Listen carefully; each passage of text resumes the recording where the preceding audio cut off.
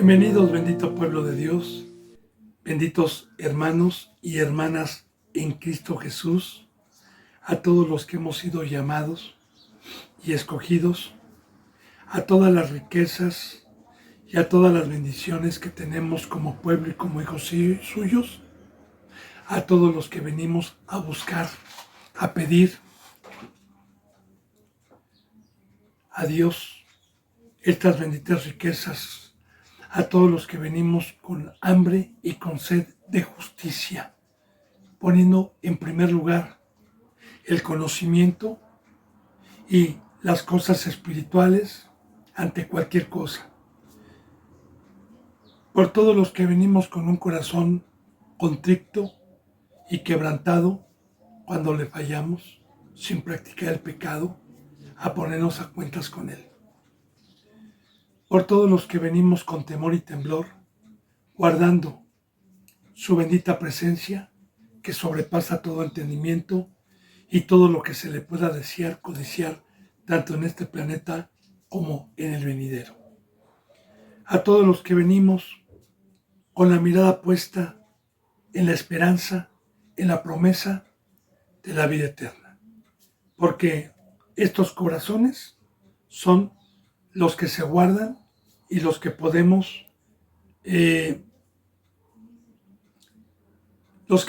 estar delante de Dios con una amistad, en paz. Así que bendito hermano y bendita hermana, continuamos con la enseñanza número 15. Antes de abrir esta bendita palabra, esta bendita boca, antes de empezar este ministerio, quiero decirle que yo ya he orado porque así lo manda nuestro Señor para que nos dé nuestro pan de cada día.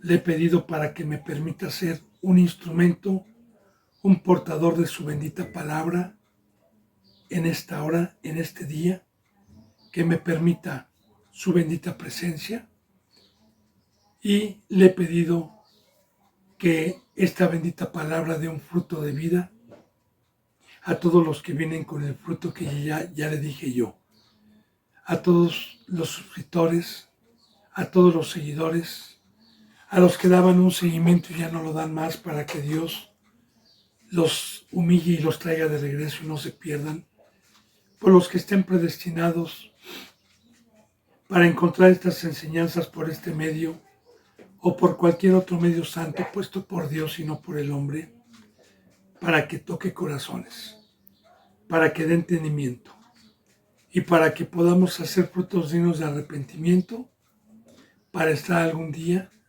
en la vida eterna. Así, bendito hermano y bendita hermana, abramos nuestras Biblias en 1 Samuel, capítulo 4, versículo 4. Vuelvo a repetir, 1 Samuel, capítulo 4, versículo 4. Ayer leímos el 3, no lo terminé de leer totalmente. Dice la bendita palabra que cuando volvió el pueblo al campamento, los ancianos de Israel dijeron: ¿por qué nos ha herido hoy Jehová delante de los filisteos? Eso lo expliqué ayer, expliqué también quiénes son los filisteos. Traigamos a nosotros de Silo el arca del pacto de Jehová, también lo expliqué, el arca, dice, para que viniendo entre nosotros nos salve de la mano de nuestros enemigos. Para que viniendo con nosotros el arca o trayéndolos nos salve de nuestros enemigos. Y claro, bendito hermano y bendita hermana, que Dios a este pueblo se había manifestado varias veces con su bendita presencia, representando el arca del testimonio, representando el arca del pacto o del testimonio, que representaba la presencia de Dios, ya como una enseñanza hoy para nosotros también. Yo siempre le he dicho, o más bien Dios por medio mío, en cada enseñanza, ¿no? Muchas veces nosotros le decimos a Dios malamente: Señor, protégenos del diablo, protégenos de los demonios, cuando Dios ya venció a Satanás por medio de Cristo Jesús en la cruz, para su pueblo, para los que hemos creído. Yo no le puedo decir que me proteja del diablo o de los demonios, porque la mayor protección que Dios nos ha dejado para que Satanás no me pueda tocar es su bendita presencia en mi vida, que es el Espíritu Santo, que es Dios. Y como le he dicho, bendito hermano y bendita hermana, al único que Satanás le tiene horror y terror y tiembla delante de él es a Dios y a nuestro Señor Jesucristo. Y si Dios conmigo, ¿quién contra mí? El problema de la mayoría de los que se jactan de ser cristianos no tienen temor o no son incrédulos y practican el pecado o están en los deseos de la carne o están queriendo servir a dos señores. Y ahí el problema, porque la bendita palabra dice que el pecado paga un salario y es la muerte. Y la muerte es una separación. Y si yo tengo a Dios dentro de mí, estoy con vida. Si el Espíritu Santo lo contricto, peco y se sale, estoy muerto. Y Dios es santo, santo, santo. No puede habitar con el pecado. Por eso, bendito hermano y bendita hermana, entienda esto, que el Espíritu Santo en todo el Antiguo Testamento no pudo venir a morar con los seres humanos por el pecado que entró por Adán y Eva y porque los sacrificios que este pueblo Dios le permitió en la ley para ofrecerlos no pudieron quitar el pecado del mundo, sino era una sombra y una preparación para dar lugar al sacrificio del Cordero de Dios, el cual quitó el pecado del mundo, el cual su sangre, ofreciéndola sin mancha, nos limpió, no por obras, sino por fe, por un arrepentimiento, nos limpió para que pudiéramos tener la presencia de Dios, que es, en una expresión, todas las riquezas que nos ha dejado, porque el Espíritu Santo nos da entendimiento, nos da fuerza, nos da gozo, nos da poder, nos da ministerio, nos da dones. Entonces, bendito hermano y bendita hermana, recuerde, si Dios conmigo, ¿quién contra mí? ¿Usted quiere estar protegido del diablo? No peque, hermano. Usted es un discípulo, va a ser guardado, apacentado y cuidado por una verdadera iglesia que esté dando su vida para guiarlo, para exhortarlo, para amonestarlo, para redarguirlo, para corregirle, para recordar el pacto, para que usted esté guardando en lo que tiene un crecimiento. Pero una vez que nosotros ya tuvimos un crecimiento y tenemos el ministerio, ya depende de nosotros. Ahora, que la bendita palabra dice que nos cuidemos porque Satanás anda como león rugiente alrededor buscando a quien devorar. Claro, simplemente me está diciendo Dios, no peques, no te dejes engañar, hijo. Tienes el poder, tienes mi presencia para poder gobernar los deseos de tu carne y decir no. También tienes por medio de mi presencia la revelación de la bendita palabra para que el enemigo no te engañe. Así que, hijo, te dejo también la vestimenta de la armadura. Te dejo el yelmo, hijo, para que en todo momento tu mirada esté arriba en la salvación. Para que cuando llegue el enemigo a tratarte de engañar, tú digas, no por un cacahuate voy a perder mi salvación. No por un ratito de placer voy a perder la salvación. También, hijo, vístete con la coraza de justicia. O sea, la coraza me protege de la espada, que es la sabiduría del diablo, de las flechas incendiarias, también el yelmo, para no pecar, y la coraza es de justicia. La justicia es que el conocimiento que Dios me da, lo practique y lo guarde. El escudo de la fe, porque otra vez también, si yo estoy en la cruz, si yo lo dejé todo por la esperanza que tengo de la vida eterna, es mi escudo para protegerme mediante la presencia de Dios y el calzado del Evangelio. Porque si no estoy en una obra, si no estoy amando, si no estoy ocupándome de los negocios del Padre, Satanás me devora. Así que los mandamientos son para estar con vida, son para estar guardados. A mí algún hermano, alguna ocasión me dijo, hermano, imponga manos y ore por mí para que Dios me guarde del diablo. Le dije, no, hijo, Satanás ya está vencido. Tú eres hijo de Dios. Guarda los mandamientos, no contristes a Dios, porque esa es la victoria. Entonces, la presencia de Dios en nuestras vidas, bendito hermano, representa victoria.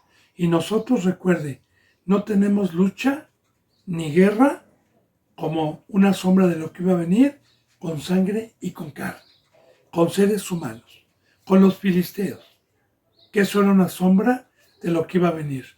Hoy nosotros tenemos una lucha espiritual. Bueno, entonces, estos tenían el conocimiento que con la presencia de Dios iban a la victoria. Pero de igual manera, yo no puedo engañar a nadie si estoy pecando, de decir, vayamos con Dios y por fe digamos que Dios va con nosotros y vamos a la guerra. No, con pecado no puedo llevar a Dios. Sí, fueron por el arca, pecaron al sacar el arca de Silo, ya le dije, ellos no podían hacer sus razonamientos. Ellos lo que tenían que haber hecho es que los ancianos y todo el pueblo, cuando dijeron que por qué habían perdido, ellos deberían de haber tenido la sabiduría de saber el pecado que había introducido Elí, Ofni y Fines y haberse arrepentido. Ahora bien, dice, y envió el pueblo a Silo y trajeron de allá el arca del pacto de Jehová de los ejércitos, que también, bendito hermano y bendita hermana, creo que le hizo una remembranza de lo que es el arca del pacto, ¿no? Pero vamos, el arca del pacto de Jehová de los ejércitos, que moraba entre los querubines y los dos hijos de Elí, Ofni y Fines, estaban allí con el arca del pacto. Bueno, el arca del pacto. Yo le hice un resumen, pero se lo voy a volver a hacer rápidamente, hermano. Miren, el arca del pacto, en los tiempos del Éxodo, cuando Dios sacó de la esclavitud de Egipto al pueblo y le dio conocimiento de la obra y lo sacó de una obra de agobio, de una obra de esclavitud y los trajo a otra obra. Entonces Dios mandó hacer un tabernáculo donde se adora a Dios, que es llamado templo el día de hoy, y todos sus utensilios. Uno de ellos era esta arca del pacto que Dios mandó por medio de Moisés a elaborar con madera de acacia, representando la madera de acacia un árbol, y bíblicamente para poder cortar un árbol y poder hacer un mueble, se necesita un árbol grande, un árbol que tenga madera, no un arbolito chiquito. De igual manera, en el Nuevo Testamento, como una sombra de lo que iba a venir, Dios nos habla de la parábola del sembrador. Nos habla que el sembrador salió a sembrar y que la semilla que cayó en buena tierra creció y dio un fruto. La bendita palabra nos habla simbólicamente que el verdadero sacerdocio de Dios somos árboles. Ahora bien, de una iglesia, Dios toma árboles para construir hoy y edificar el, el templo para su bendita presencia, porque esta arca estaba en el lugar santísimo. Ahora bien, la caja era de ciertas medidas a nivel rectangular. Tenían unas medidas exactas de largo y de ancho.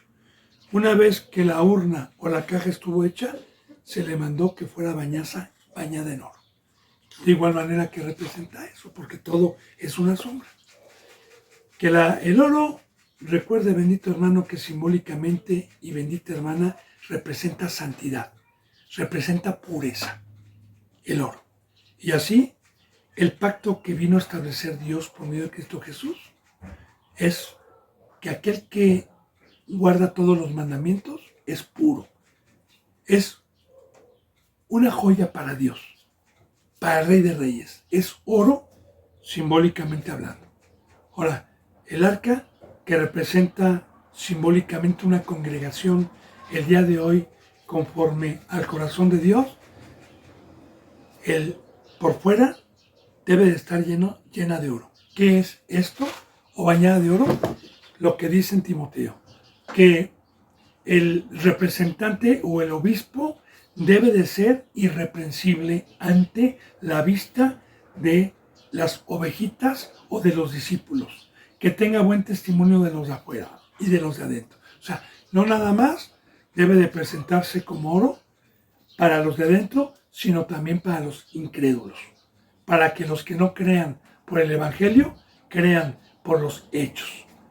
Y el oro es casado una sola vez, no iracundo, no dado al vino, etcétera. O sea, impecable, íntegro, como Cristo Jesús. Ahora bien, esa urna contenía el báculo que usó Aarón y Moisés para abrir el Mar Rojo. Contenía la ley de Dios y contenía el maná. Los 10 mandamientos y el maná. ¿Qué representa eso como una sombra de lo que iba a venir? Que una verdadera iglesia que está con oro y que es una casa habitación, una urna, un árbol que creció, donde el báculo representa el Espíritu Santo, o sea, representa a Dios, que es el poder para pasar el mar, es el poder para hacer maravillas o que Dios nos haga maravillas para protegernos. La ley es que un verdadero siervo y una verdadera iglesia tiene el Antiguo Testamento en su corazón, el maná, Cristo Jesús, el pan de vida, que un verdadero siervo dentro de su corazón, dentro de esta habitación que no es mía, que es de Dios, debo de tener el Nuevo Testamento, que es el nuevo pacto que vino a establecer Dios con nosotros. Así, entonces esa urna tenía a Dios, tenía a Cristo, que es el maná, y tenía el conocimiento. Eso representa simbólicamente una congregación santa. Y los 2 querubines que están arriba, viéndose de frente, con las alas, tocándose unos a otros, tiene representación también. Porque bíblicamente un querubín era un guardián, o es un guardián, es un siervo de Dios, es un mensajero, pero es un guardián. Lo vemos, por ejemplo, en Génesis, cuando Dios expulsa a Adán y a Eva del Edén, Dios pone a la puerta del Edén 2 querubines para que guarden el lugar a los pecadores, esto quiere decir Adán y Eva, y que no tuvieran acceso al árbol de la vida que representa Cristo Jesús y al Edén. De igual manera, la bendita palabra nos enseña que Dios nos vino a convertir de animales a seres espirituales, que nos vino a quitar la imagen terrenal y nos dio su imagen, que es espiritual, y nos vino a ser ángeles. Porque ángeles son mensajeros, son obreros de Dios, y A todos los que hemos tomado la cruz, se nos han dado las alas del gran águila, como dice en Apocalipsis 12, todo con simbolismos. No vaya a pensar que es una fábula. Bienaventurado el que tiene fe. Bienaventurado el que hace, porque puede experimentar esto. Las alas. Nosotros tenemos alas. ¿Qué representa eso? Usted, si ve a un cristiano que no está militando en el mundo, que no está enredado en las cosas del mundo, que no está participando y que está únicamente en una obra celestial, que todos los días está en las cosas de Dios, tiene alas. Está volando sobre la serpiente, no baja. O está en la azotea. Dios usa muchas enseñanzas para enseñar los que somos de arriba. O estamos en la azotea, estamos en el monte,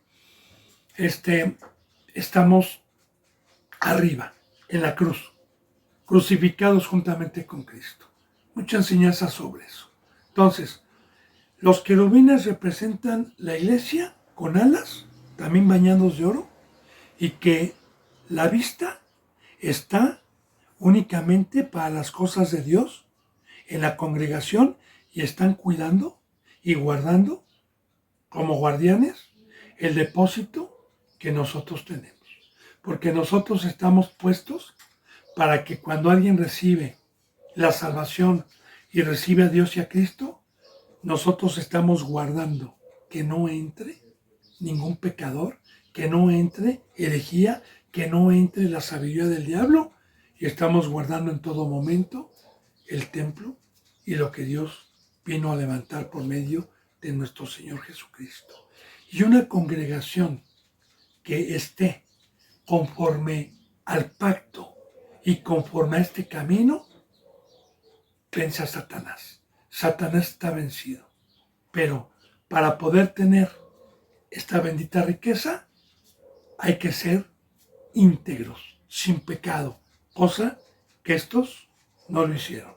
Así que el pueblo fue y envió el pueblo a Silo y trajeron de ella el arca del pacto. Y recuerde, pacto, yo ya también he hablado del pacto. El pacto es un convenio en este nuevo pacto entre tres partes: Dios, Cristo y los hombres. Y claro que el pacto que Dios vino a establecer conmigo es: te saco de la muerte, te doy vida, te hago mi hijo, te hago participante de todas las riquezas, con una condición. ¿Con qué, Señor? Con que no regreses a servir al pecado, ni tampoco a esa obra que trajo mi enemigo. Que no toques nada de esa mesa y que te consagres para que yo te pueda usar a mis negocios. El pacto del arca de Jehová de los ejércitos, que recuerde, bendito hermano y bendita hermana, también lo que Dios me ha permitido enseñar y que viene en la Biblia. Cuando Dios me habló por primera vez, recibí un pacto que fue que Él me iba a dar vida, que Él me iba a ser su hijo, que me iba a ser participante de todas estas riquezas si yo lo amaba, o más bien, que yo lo amara, porque ya es un pacto, que yo lo amara, que Él me iba a dar todas esas cosas para que yo lo amara, por sobre todas las cosas, que es el primer mandamiento. Y amar a Dios es ser obediente a todos sus mandamientos, que en todo ese trayecto que fue mi discipulado por más de un año, consagrando mi vida todos los días 4 o 5 horas a su conocimiento, me sacó del mundo, me sacó de la mentira, me alejó del engaño en el que están los seres humanos. Y una vez que tuve ese crecimiento, vino el pacto del ministerio. No puedo yo tener, y nadie puede tener, el pacto del ministerio si no terminó su discipulado. Muchos se quedan a medias. No se puede tener. El pacto, una vez que terminé mi discipulado, fue amar al prójimo. Fue estar en la cruz. Fue una consagración total. Fue ser de oro. Fue estar con otro querubín, estar con mis hermanos que tienen alas y estar volando y estar unánimes en la obra de Dios. Bien. Entonces dice, moraba, dice, allá el arca del pacto de Jehová de los ejércitos que moraba entre los querubines. Ya le dije lo que son los querubines. Y fue el pueblo y se atrevieron a ir los dos hijos de Eli, Ofni y Fines, estaban allí con el arca del pacto. Hermano y hermana, meditemos. Dios ya le había hecho saber a Elí la maldición que venía para él, ya resuelta por Dios y para sus dos hijos. ¿Usted cree que Elí no le dijo a sus dos hijos? Claro. Y Elí lo sabía. Y aún así, siendo pecadores y sabiendo la sentencia de Dios, se atrevieron, también Elí, porque vimos que ancianos y todo el pueblo mandaron por el arca del testimonio en Silo.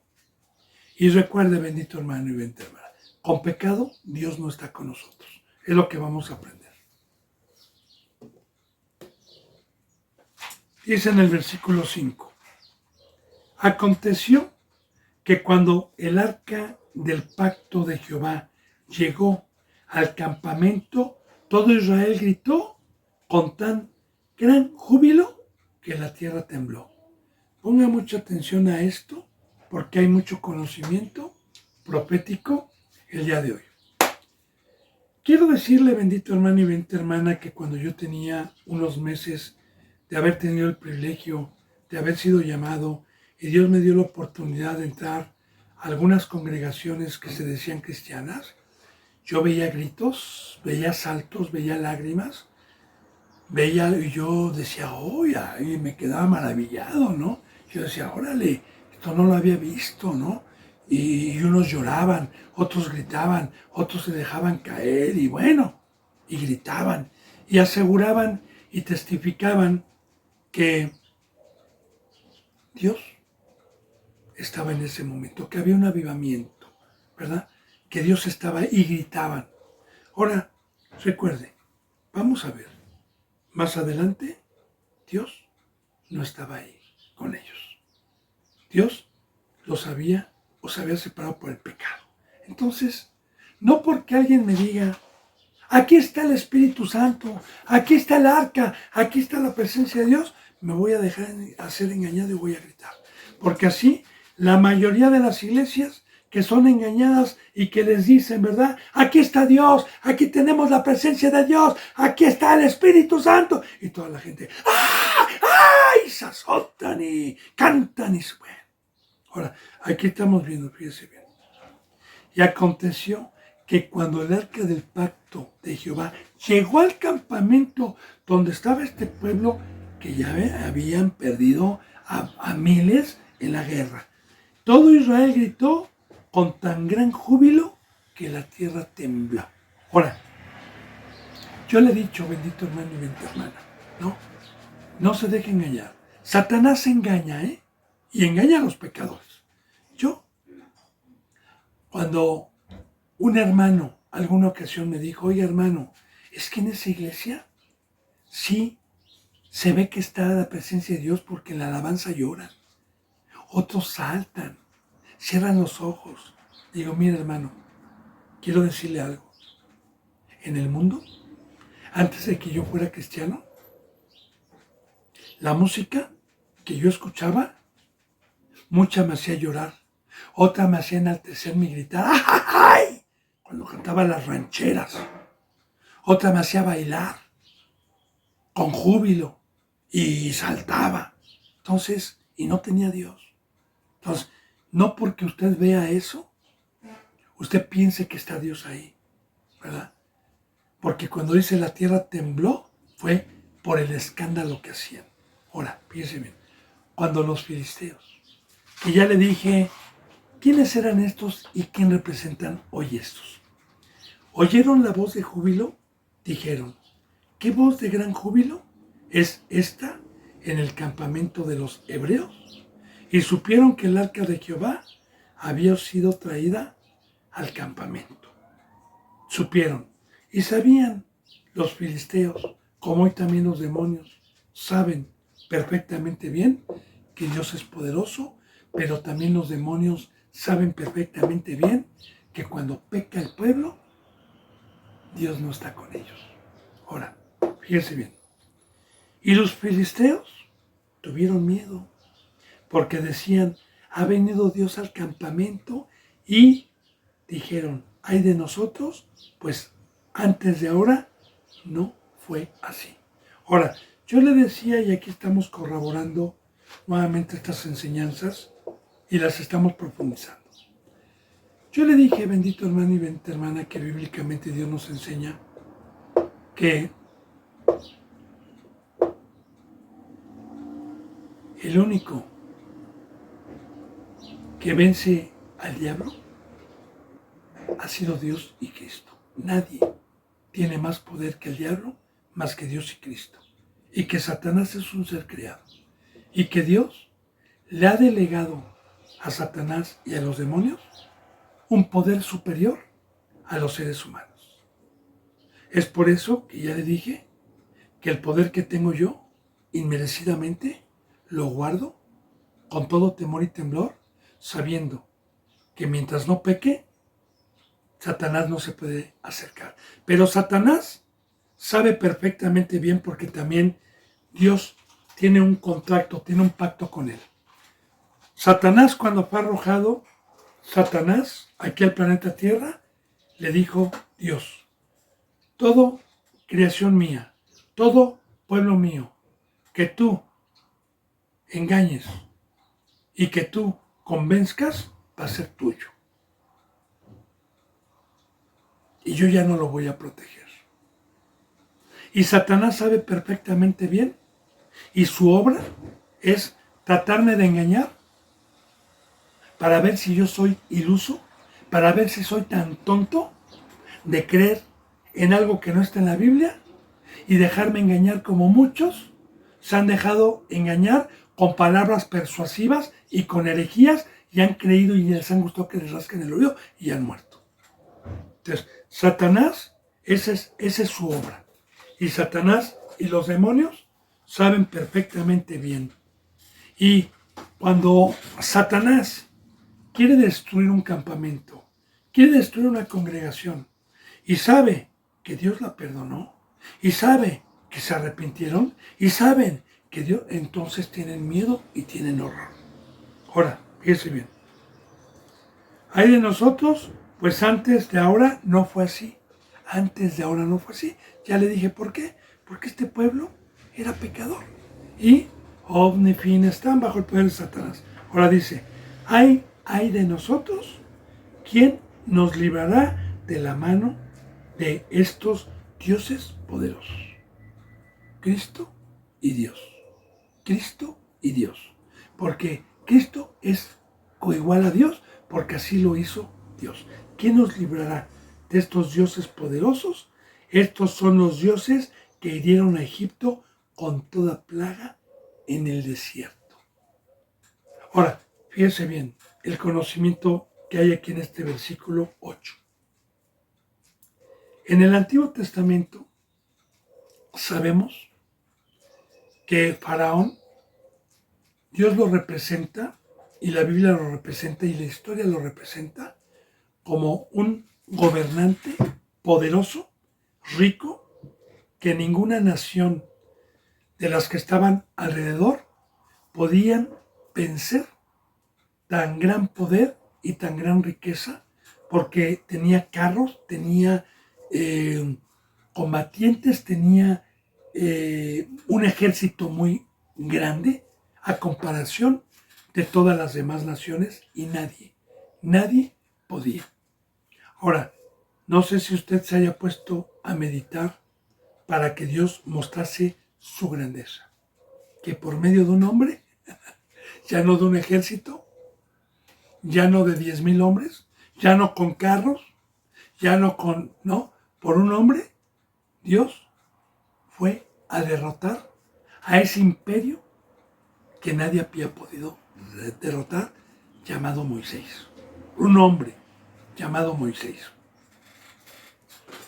Así que bendito hermano y bendita hermana, esta nación tan poderosa, se enteraron todos los de alrededor que por medio de Dios y por medio del hombre, Dios dejó en ruinas totalmente a esta nación que era poderosa, era rica y la dejó con las 10 plagas que especifica la bendita palabra, dejó en ruinas al rey de Egipto, al faraón y a todo Egipto, sin animales, sin siembras, sin grano, sin oro, sin plata, lo dejó en la ruina, totalmente. Ya también profetizando, porque todo el Antiguo Testamento es una sombra de lo que iba a venir, ¿no? Porque estamos también nosotros viendo, pues, qué significa esto que estamos viendo aquí, ¿verdad?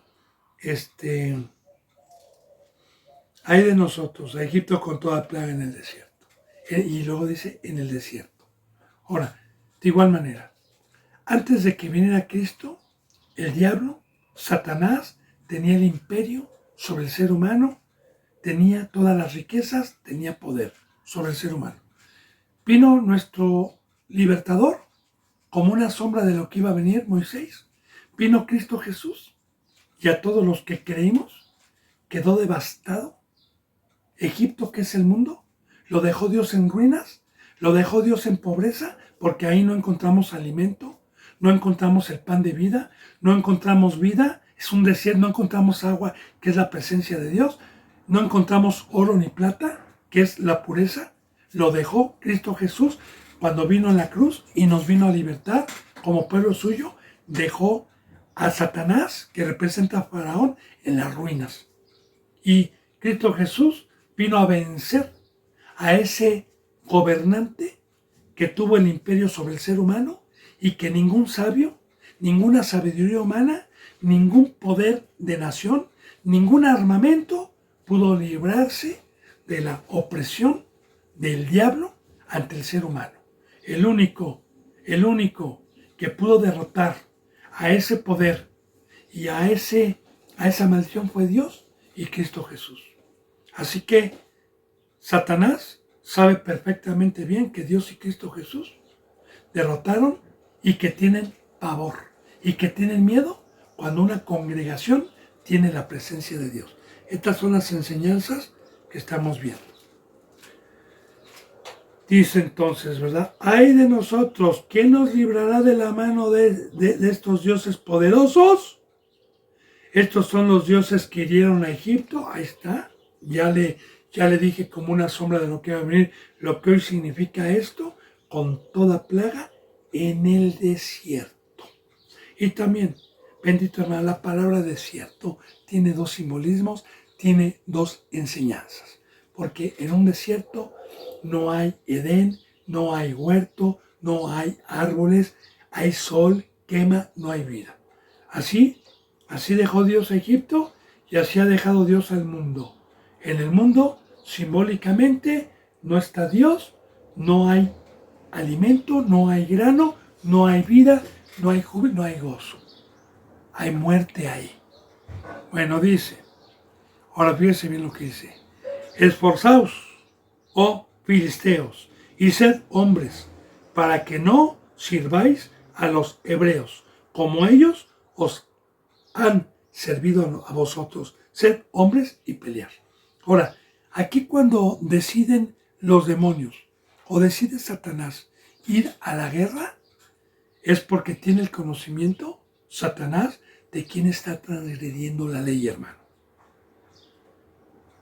Satanás sabe perfectamente bien y se burla de esos cristianos que están en las congregaciones diciendo que Dios los protege y que están pecando, y Satanás dice, porque sabe, y Satanás tiene más conocimiento que ellos.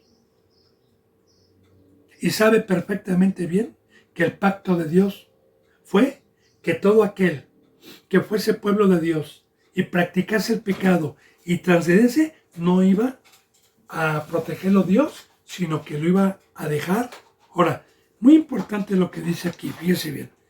Esforzaos, oh filisteos. Los demonios, ¿por medio de quién están operando hoy? Simbólicamente. Así como nosotros somos instrumentos de Dios, también los demonios y Satanás utilizan a seres humanos para ser instrumentos, y esos seres humanos que el diablo utiliza son los que practican el pecado, los que no guardaron el pacto de Dios.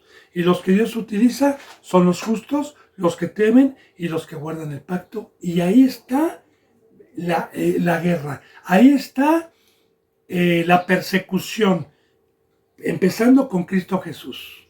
¿Qué pasó con los filisteos? ¿Qué pasó con los fariseos? ¿Qué pasó? Que se esforzaban y rodeaban a Cristo Jesús, que no pudieron con él, porque Dios estaba con él, pero trataban de engañarle, trataban de ponerle trampas, trataban de separar, trataban de que no fuera a la cruz. De igual manera, Pablo, Pedro y todos aquellos varones que la bendita palabra nos da testimonio. En el libro de los Hechos vemos esta persecución, y en el Antiguo Testamento mataban físicamente, herían físicamente con una espada, con arcos o con herramientas para la guerra, preparando como una sombra de lo que iba a venir, que hoy la sabiduría de ellos, la espada de ellos es el engaño, y que la muerte hoy no es física, que la muerte es espiritual, y que también hay derramamiento de sangre con la espada del diablo o con la sabiduría del diablo, porque en el momento en que me engañaron, en ese momento dejo la cruz, dejo de consagrar mi vida y voy a derramar mi sangre al diablo. Ahora, ahí está el fruto. Aquí estamos viendo esta bendita Biblia, esta bendita palabra, como una sombra de lo que iba a venir. Esfuércense. Aquí estamos viendo lo que la acción que hoy opera contra los que guardamos los mandamientos y contra los pecadores que se los llevan. Esfuércense, filisteos, porque ya sabían que eran pecadores, y sed hombres para que no sirváis a los hebreos. Ahora, para que no sirváis a los hebreos. ¿Qué es esto, bendito hermano y bendita hermana? ¿A qué se refiere esto del servicio? Y los hebreos, recuerden que era el pueblo de Dios, eran los de la circuncisión. Mire, vamos a empezar a tomar varios pasajes para poder profundizar esta enseñanza. Vamos a recordar a Esaú y a Jacob, los hijos de Isaac, del hijo de Abraham. Y recordemos que el primogénito era el que Dios escogía para utilizarlo como ángel, como siervo, y darle todas las riquezas. Pero Esaú, que era el mayor, pecó. Cambió su primogenitura por un plato de lentejas y pecó uniéndose en yugo desigual y casándose con lo que no era lícito por parte de Dios casarse. Tomó esposa extranjera. No me voy a meter a profundizar ahorita estas enseñanzas. Estamos hablando nada más del servicio. Y entonces Dios maldijo a Esaú, así como a este pueblo Elía, Ofni y Fines, lo maldijo y le dijo muy claramente que él y toda su descendencia iban a servir a Jacob. Y usted lee la Biblia y dice, pues, ¿en qué momento le sirvieron, no? Porque, pues, Esaú se fue por un lado y Jacob por otro. O sea, ¿en qué momento? Bueno, la descendencia de Esaú bíblicamente se llama una nación llamada los edomitas, que habitaron en las montañas y tenían ídolos alejados de Dios, y que Dios los utilizó para servir a este pueblo. Ahorita le voy a decir cómo nos sirven. Y voy a profundizar eso. Bendito hermano y bendita hermana, voy a poner de ejemplo desde el Edén. Vamos a suponer que yo tengo una esposa y que no existen mujeres más que mi esposa. No hay mujeres en todo el mundo, nada más mi esposa y yo. Y Dios me dice, no adulteres y no forniques. Pues en automático voy a cumplir los mandamientos porque no hay quien me tiente. No hay una mujer que me seduzca. No hay. De igual manera, si Dios me dice, no robes, y no hay oro, ni hay plata, ni hay joyas, ni hay nada, y estoy en el desierto, ¿qué puedo robar? Bueno, y así, todos los mandamientos que Dios pone, Dios ha hecho una nación enemiga para que nos venga a servir y nos venga a probar para nuestro crecimiento y nuestra fidelidad. Y de cierta manera Satanás, los demonios y las iglesias adversarias son sirvientes que Dios utiliza y que están malditos y que se van a ir al lago de fuego y que vienen para nosotros tener el privilegio de poder ser servidos para crecer espiritualmente. Porque si Cristo Jesús me dice que el que me pegue en la mejilla ponga la otra mejilla, debe de haber un demonio, debe de haber alguien que transgreda la ley para que me pueda pegar en la mejilla y para poner yo la otra. Si Dios me dice que el que me pida el manto también le dé la túnica, debe de haber alguien que venga, que esté transgrediendo la ley para hacer eso. Si Dios me dice, no adulterarás, no fornicarás, debe de haber una hermanita mala que venga y me provoque y me seduzca para pecar, manejada por el diablo, claro está, ¿verdad? Entonces, de cierta manera, es mi gimnasio, me están sirviendo, porque yo voy al gimnasio estando flaquito, ¿verdad? Y tengo el instructor, y el instructor me dice, mira, te voy a enseñar a manejar estos aparatos porque cada aparato te va a dar un servicio para desarrollar tu musculatura. ¿Ok? De igual manera, aquí todos los que somos llamados vamos a ser probados en nuestra fidelidad porque dice la bendita palabra en el Nuevo Testamento en Santiago que la prueba nos va dando una forma. La prueba es el horno y el horno representa a Satanás, a Nabucodonosor, ¿verdad? Y los que tienen fe y se aguardan, ningún pelo nos es quemado. Entonces también la palabra nos dice en San Mateo que amemos a nuestros enemigos. Ahí le estoy dando el conocimiento, porque yo antes no lo entendía, bendito hermano. Así que si a mí me gusta tener un cuerpo atlético, pues voy a amar mi gimnasio, voy a ir todos los días. De igual manera, yo voy y necesito ser probado, necesito esa descendencia, ese pueblo del diablo que me está sirviendo y a final de cuentas se va a ir al lago de fuego. Y me da un servicio. Entonces, ¿qué es lo que quiere el enemigo? Que no sea mi siervo y que más bien yo le vaya a servir. ¿A quién? Al diablo. Con mi vida. Y que sea un instrumento más para engañar. Por eso, ponga atención a lo que dice aquí. Esfuércense, oh filisteos, y sed hombres para que no sirváis a los hebreos. Como ellos os han servido a nosotros con el pecado, con el pecado, con el pecado. Sed hombres y pelear. Aquí están los dos pueblos. O servimos al diablo o somos enemigos del diablo y los enemigos del diablo nos vienen a servir. Ya le dije cómo. Por eso dice la bendita palabra que si mi enemigo me pide un vaso de agua, se lo dé. ¿Y qué es esto?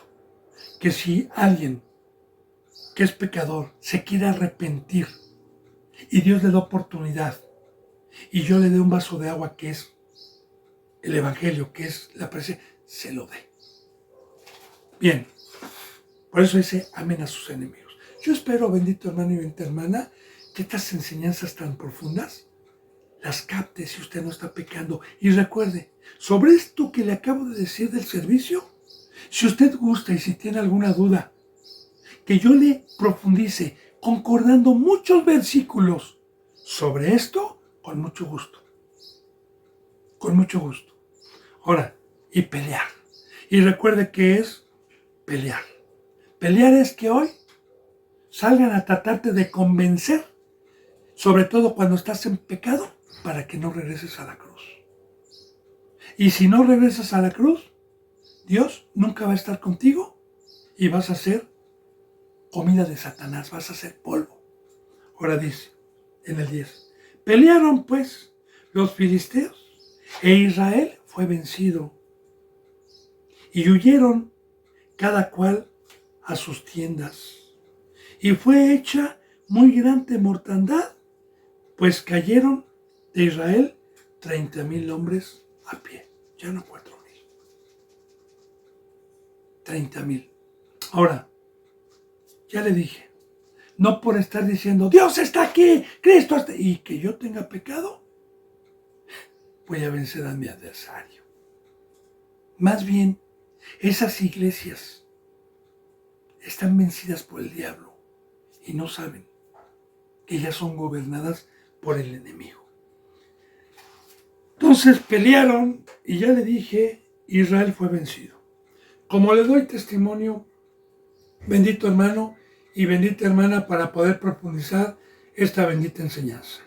Cuando algún hermano o alguna hermana en Cristo Jesús empezaban a pecar y Dios, por medio de este servidor, los empezó a exhortar y a amonestar, y aún así fueron incrédulos, ¿qué cree? Que empezaron a escuchar por una iglesia que disfrazada de ángel de luz, que parecían ovejitas por fuera, pero tenían lobos rapaces, ¿sí? Empezaron a escuchar y les empezaron a decir, no es cierto lo de la cruz, Dios te ama, no es cierto que pides la salvación, mete a tus hijos a la escuela. Y, fíjese bien, por pecar y por no arrepentirse, fueron vencidos. Fueron vencidos. ¿Sabe dónde están ellos hoy? Están muertos y son alimento y son servidores de Satanás. Y dejaron de ser servidos por el enemigo para alcanzar una estatura perfecta. Ahora, Israel fue vencido y huyeron, pero ya le dije por qué, hermano y hermana, porque es muy importante poder saber por qué, ¿no? Y huyeron cada cual a sus tiendas, los que quedaron vivos, ¿verdad? Huyeron.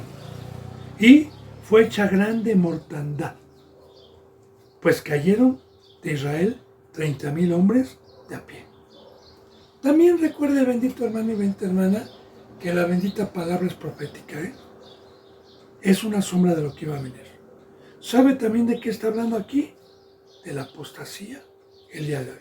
Y solamente unos cuantos huimos de la muerte. Y solamente unos cuantos estamos de pie con el favor de Dios. Bueno, fíjese bien. Cayeron de Israel 30,000 hombres de a pie. Mira, hermano y hermana, en las guerras había gente que iba a pie, gente que iba en caballo. Claro que hay mucho más ventaja. La gente que va en caballo tiene mucho más ventaja de correr, de huir o de aplastar a alguien que una gente que va a pie. También, ¿qué significa esto?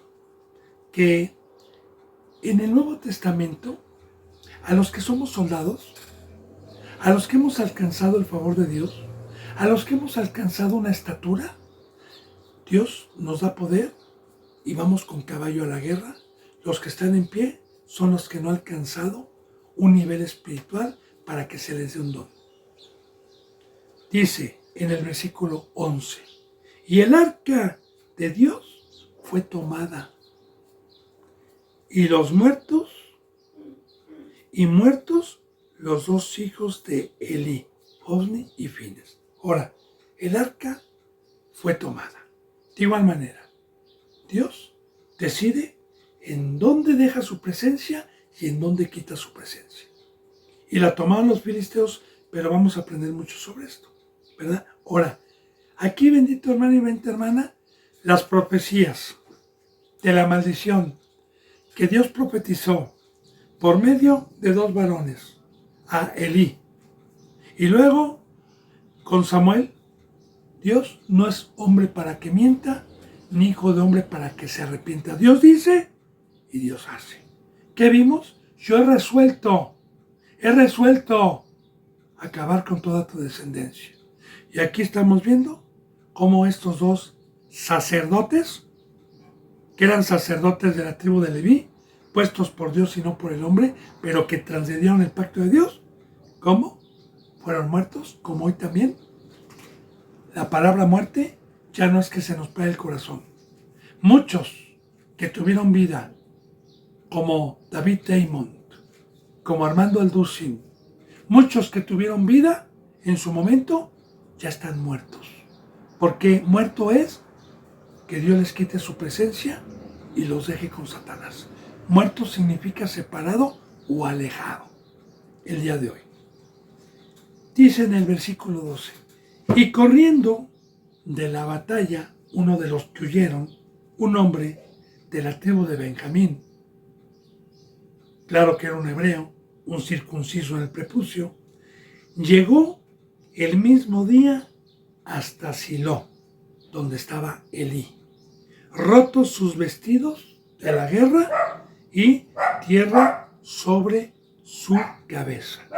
Es muy importante esto, bendito hermano y nuestra hermana, porque mire, los que alcanzaron a huir son los que todavía podían tener un arrepentimiento y que Dios los perdonara, porque todo el pueblo no fue destruido.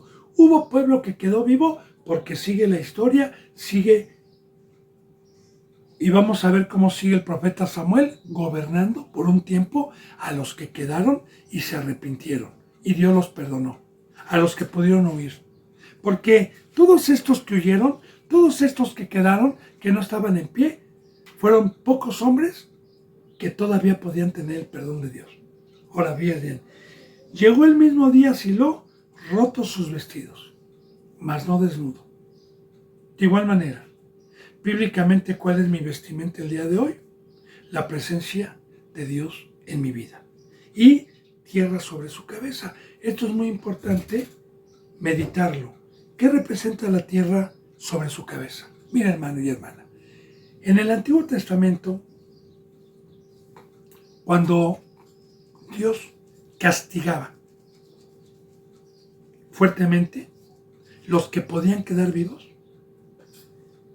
se inclinaban con sus rodillas y con todo el tronco a la tierra, con la cara en la tierra, y se echaban tierra, representando y simbolizando, y con el Nuevo Testamento, lo que Pablo hacía.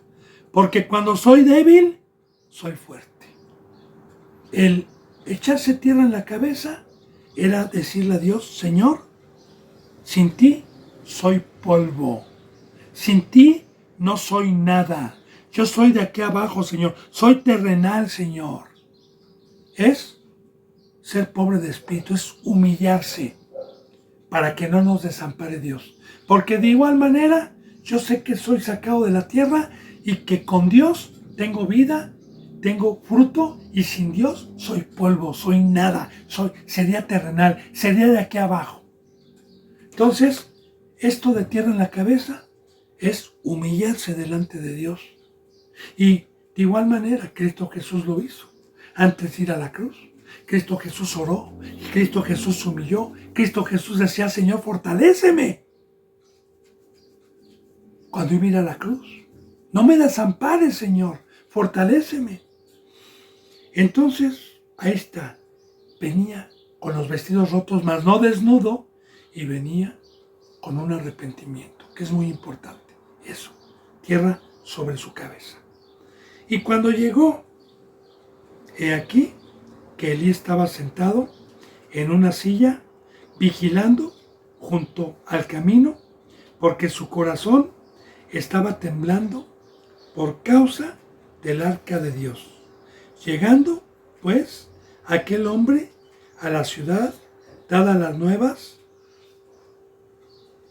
toda la ciudad. Ahora, Elí estaba sentado a la puerta del templo con temor sobre el arca, Y este hombre cuando llegó a dar las buenas nuevas, las noticias de todo lo que había acontecido. Pero aquí nos vamos a quedar en este versículo 13 porque se me ha ido la hora. Bendito hermano y bendita hermana, yo les mando un abrazo y el beso del ósculo santo. Si Dios lo permite, mañana continuaremos con la enseñanza número 16. Que la gracia y la paz se queden con cada uno de ustedes. Amén.